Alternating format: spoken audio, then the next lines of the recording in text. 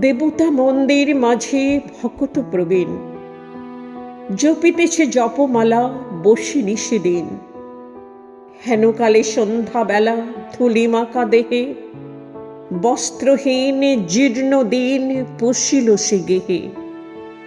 কহিল কাতর কণ্ঠে, গৃহ মোর নাই, এক পাশে দয়া করে দেহ মোরে ঠাঁই।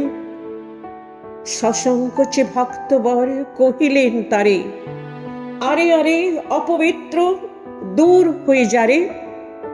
সে কহিল চলিলাম। চোখের নিমেষে ভিখারি ধরিল মূর্তি দেবতার বেশে। ভক্ত কহে, প্রভু মোরে কি চল চলিলে। দেবতা কহিল, মোরে দূর করি দিলে। জগতে দরিদ্র রূপে ফিরি দয়াতরে, গৃহহীনে গৃহ দিলে আমি থাকি ঘরে।